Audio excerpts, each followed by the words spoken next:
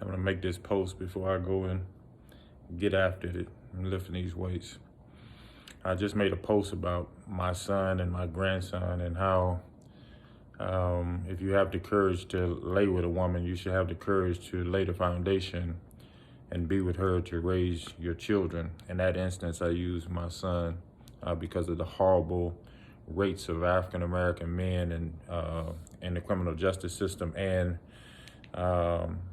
the 69% dropout rate in high school. So I use that as just an example. One of the great things that happens in my life is people sometimes challenge my ideas, and if they're respectful, it's a good thing.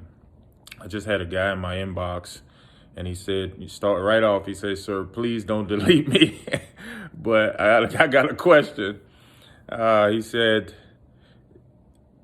"Do you expect us to stay with women that we don't like just because we had a child with them?"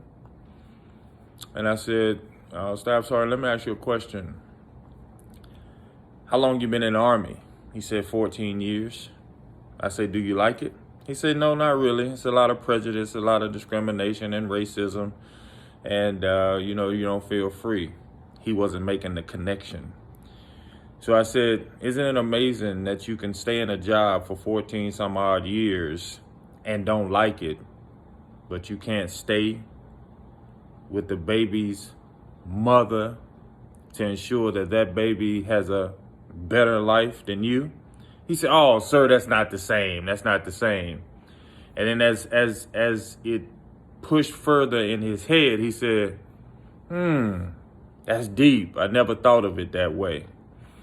In life, brothers and sisters, I'm not just talking to the brothers and sisters, there are times where you got to sacrifice. You have to say to yourself, I made a decision, and based upon that decision, I made a life, or I have to suffer some consequences. So I need to sacrifice through those consequences. I am not advocating you do anything that you don't want, but when you get the outcome of a child that hates you, you get the outcome of a child that's failing in life, the child is on drugs, the child has been molested, the child has gone through unmitigated pain, you're going to have to live with yourself. See, environments don't make decisions. People do. I didn't need to read a book to see the failure of all of my other African American friends that didn't have fathers. I didn't need to read a book to know when I went to my friend's house, all I saw was women. I didn't need to read a book to tell me that. I decided once I, made the conscious decision to copulate, and a child was born from that. I made the decision in that hospital and said, my children will not grow up without a father. Plain and simple. Thank you.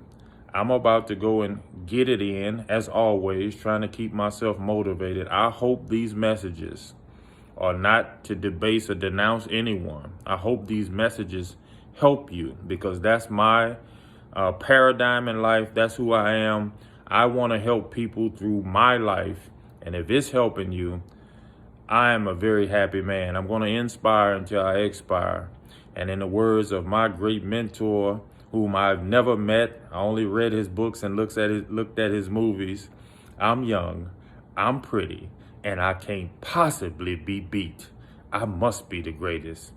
Have a great day. I'll post my workout soon, to the chagrin of a lot of my so-called friends. They would rather me post pictures at Applebee's than progress.